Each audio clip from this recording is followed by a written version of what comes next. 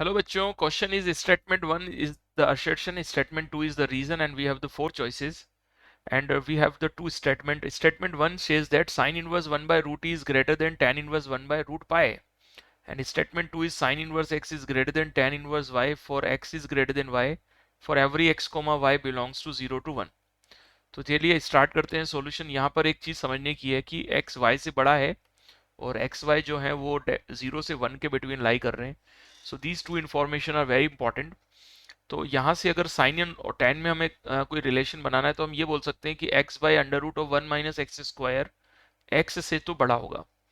क्यों बड़ा होगा? क्योंकि एक्स स्क्वायर जो होगा वो एक्स से छोटा होगा. क्यों? क्योंकि एक्स 0 से 1 के बिटवीन लाई कर रहा है तो उसका स्क्वायर तो और भी छोटा हो जाएगा.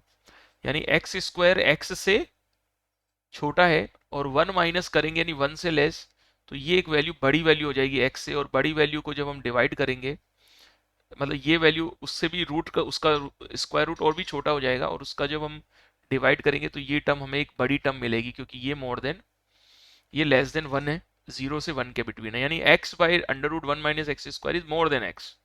इसे ऐसे भी समझ सकते हो कि अगर ये पॉजिटिव है और हम इसको स्क्वायरिंग कर लें तो एक्स स्क्वायर हो जाएगा और वहाँ स्क्वायरिंग करने के बाद x का वैल्यू -1 से 1 के बिटवीन आ जाएगा तो वो ट्रू हो जाएगा. एनीवे anyway, अगर x 1 y से भी तो ग्रेटर है तो हम ये बोल सकते हैं कि tan इनवर्स ऑफ tan क्या होता है? tan इनवर्स इंक्रीजिंग फंक्शन होता है. तो tan इनवर्स को इसमें इन्वॉल्व करने से इनइक्वलिटी का साइन चेंज नहीं होगा. तो इनइक्वलिटी का साइन वही रहेगा. तो मैं लिख सकता हूँ tan inverse x by under root 1 minus x square is greater than tan inverse y. Also ये जो टर्म होता है ये साइन इनवर्स x के इक्वल हो जाएगा. ट्राइंगल से भी चेक कर सकते हैं. तो ये बन जाएगा हमारे पास sine inverse x is greater than of tan inverse of y whenever x y belongs to 0 to 1. तो यानी statement 2 is true. Statement 2 is true.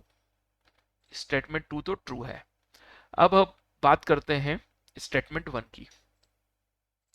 तो स्टेटमेंट 1 में क्या होगा वो हम देखते हैं. तो देखो ई और पाई में से कौन बड़ा होता है? ई और पाई में से ऑब्वियसली पाई बड़ा होगा और तो रूट ई भी छोटा हो जाएगा रूट पाई से. और 1 बाय रूट ई क्या होगा? Greater than 1 by root pi होगा. राइट. ये x है और ये y है.